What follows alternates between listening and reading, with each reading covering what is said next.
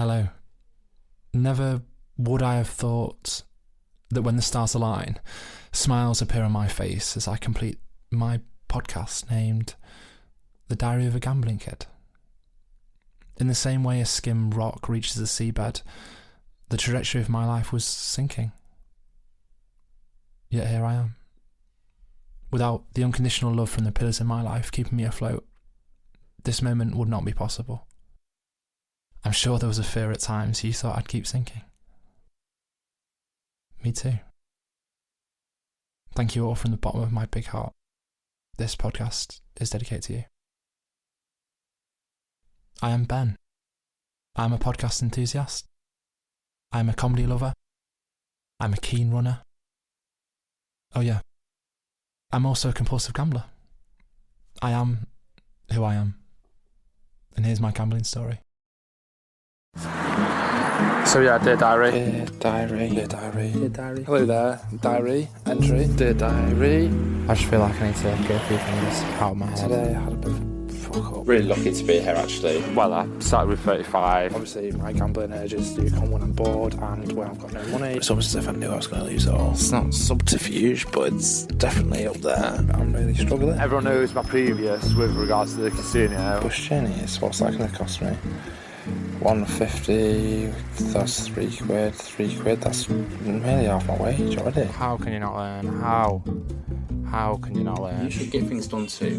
There's no excuse, mate. Are you in a good place then? I never want to be in this situation ever again, and I'm not going to be in this situation ever again. Quite interesting to see how the pleasure and the purpose are starting to overlap. I'm so desperate. We'll get through it. Other than that, I'm all groovy. Anyhow, lots of love and I love you very much. Alright, nice one. See you in a bit. Do you know what? I'm going to stop talking. Over and out. Ben.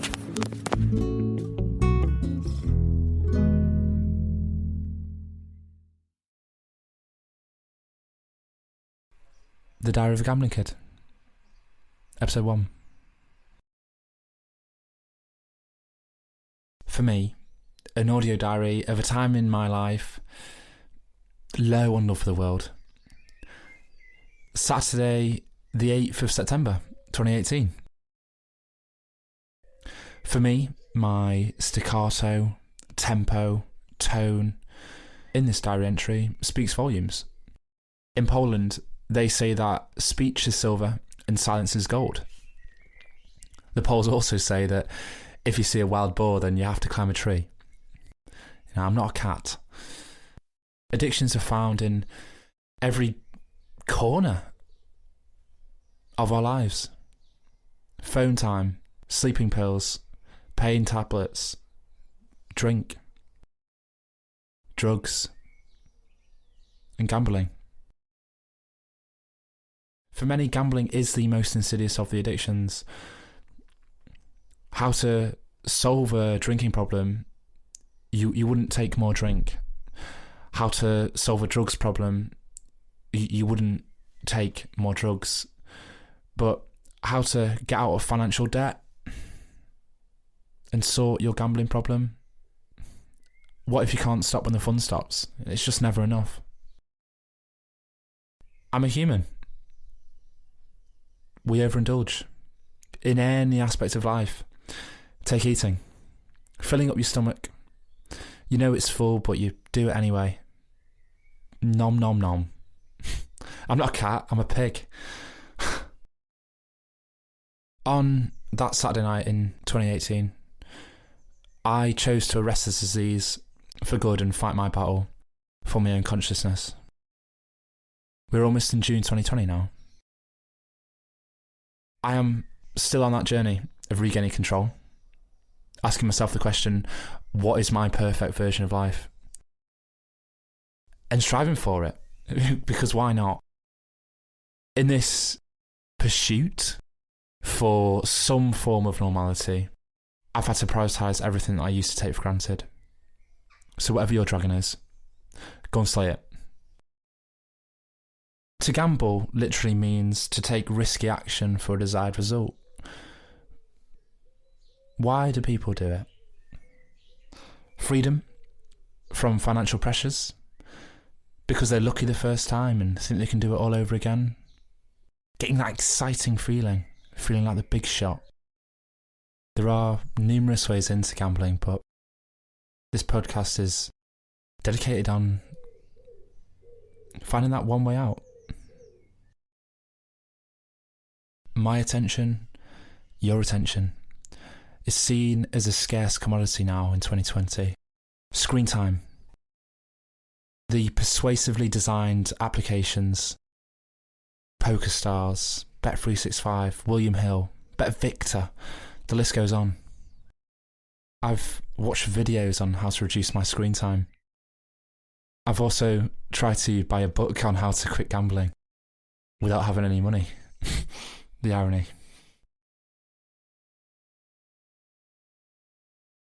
The human nature experience, that mindless act of hunting for some Wi-Fi in a quiet place and returning with the guiltiest of consciences. So, are we just modern cavemen and women? An early bedtime in 2015 and a glimpse of online casino for the first time. £30 deposited at 8 p.m, £1,500 withdrawn 3 a.m. the following morning. I bought a ticket and won the raffle. The chickens had caught themselves and I was counting them. 1 week later, £600 down. The invisibility evaporated. From then on I knew gambling had me licked. Therapy. University dropout. Anxiety attacks. IT service desk. Completion of studies. Radio desk. Relapse. Rock bottom. And last bet.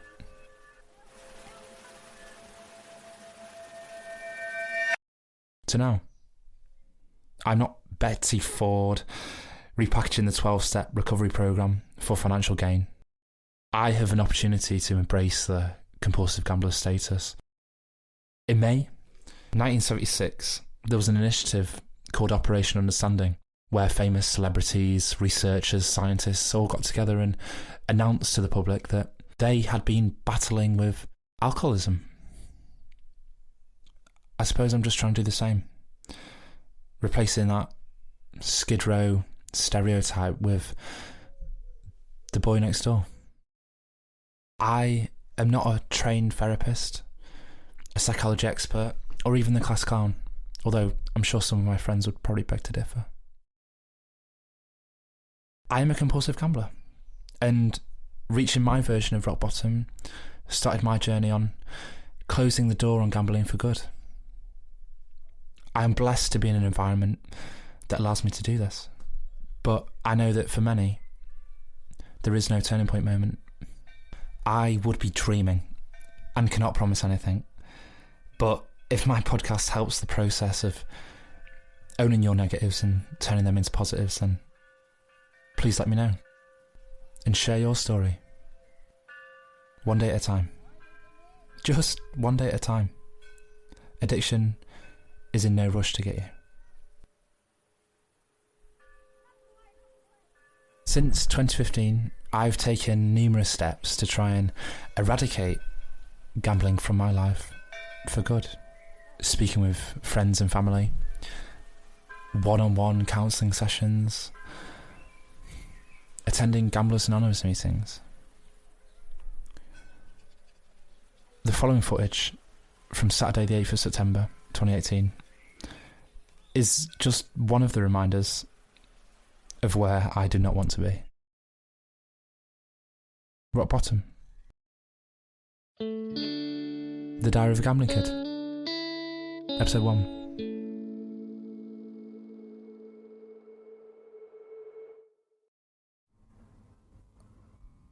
I've already had a cigarette. Oh, no, it's bad for me. I used to hate it. I used to have a go at my auntie for smoking. She stopped smoking. I was disgusted. I was against the idea, and now look at me. I am sat in the terrace on my own, speaking into a dictaphone because I feel like this is going to help me in some way in the future, or now, or whenever.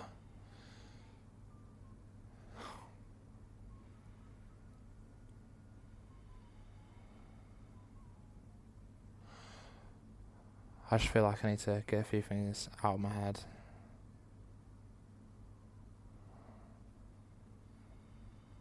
Just let you know what's going on, really. So I've got a chilled bottle of water with me and some lemon and ginger with some honey in it.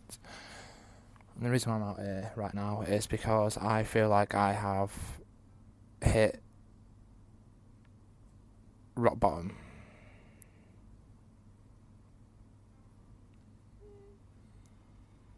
And when I say rock bottom, I mean rock bottom.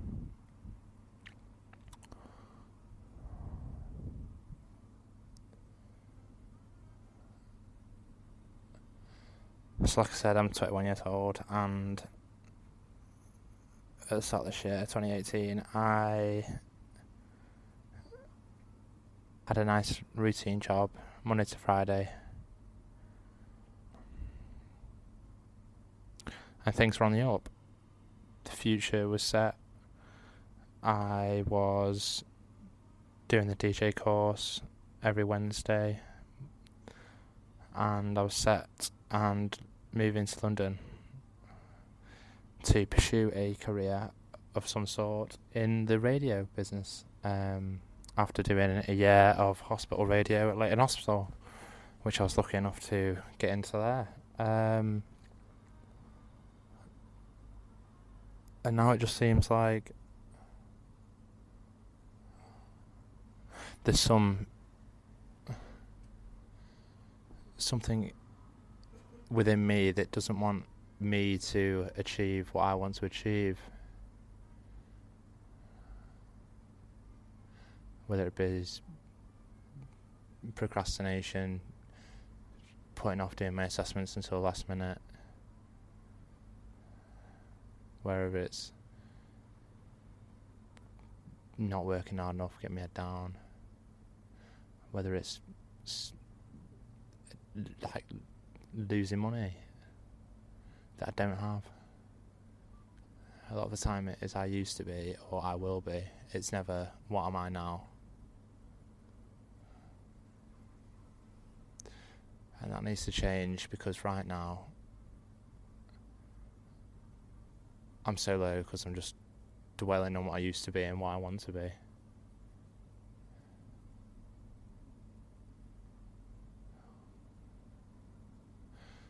For things to be productive, I always look at the past, and for fitness, for example, I'll be like, oh, you used to do this, you used to do X, Y and Z, rugby, training all the time. So then I say, right, well, I will do this, I will do that, I will go on runs, I will eat healthily. But the person now always waits for that person, that I will be person, and he never wants to do it. The only time I've achieved anything is that person there now, and I just feel like I'm falling at the wayside.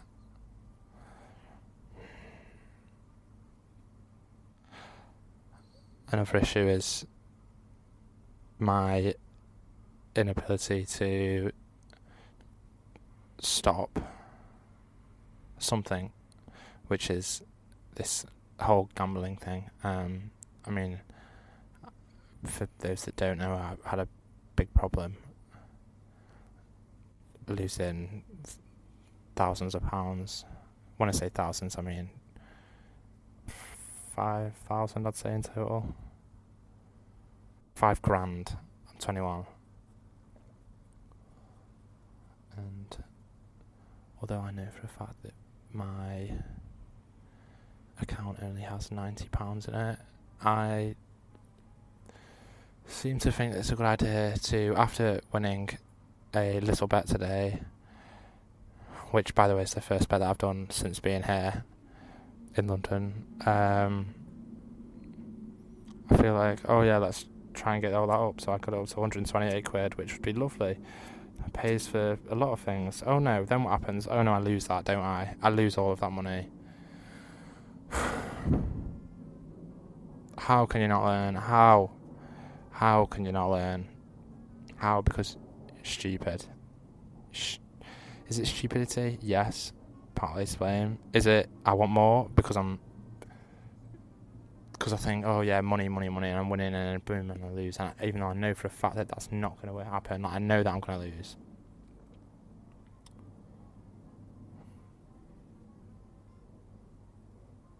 I'm so desperate to earn money because I've got things going on, and I totally put everything else down. Like, I should be doing assessments. I shouldn't be doing fantasy football or watching football or... I mean, yeah, fair enough, you need to have a social life, but then why do I do that? Just why am I focusing on... I choose money over assessments. Get the assessments done, then I can focus on getting jobs, then I can focus on paying my rent, then I can focus on just living my life and having a good time and being that person I want to be. And yet, now I'm sat in the garden because I've been focused on money.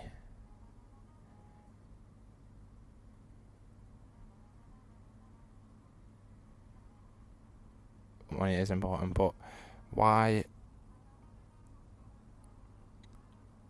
even get to this point?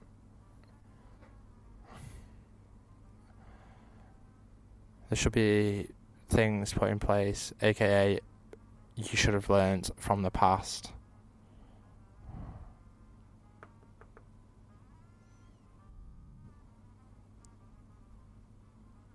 And I can say I will, but what does that mean? That means nothing. And what does the past mean? The past means, oh, it's happened. We can correct it now, in the now. Interesting. Very interesting indeed. It's interesting how my brain does this. I do this to myself. I've been able to mould into this, my parents, things around me.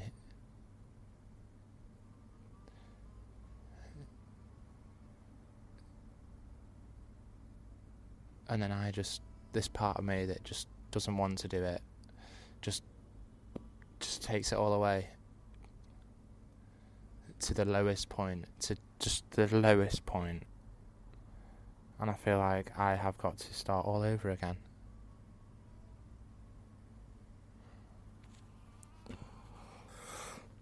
I just think that this is a good idea just to get things off my chest, and I think it will help. It will. No, it won't help. It definitely has helped, because, well, in the now, I'm choosing to drink my lemon and ginger and honey rather than smoke that rolled up cigarette.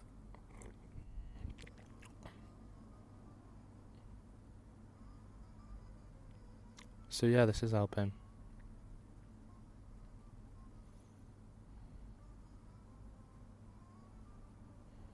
Yeah, these things happen. Get really excited, come to London, do the second term, smash it. Third term,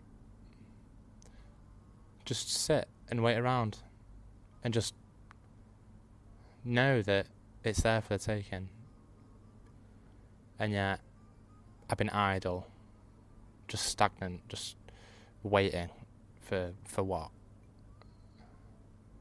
For that person, that I will person.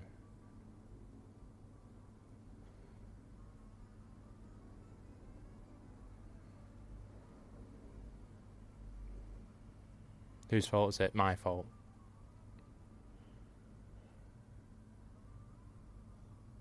You're still an amazing person, Ben. But right now, you've got to sort it. And you will. No, I am sorting it. That was me then, and this is me now. The perspective for this week is to ask yourself, what would your older self say to you now? Because me looking back would definitely say, whatever my goal is, harness that vision for the future. If it is read more, read. If it is get fit, run. Just bloody go for it. Reflect on that journey that's got you where you are today. If this has helped in any way, like and subscribe. Let me know where I can improve, what I can do differently.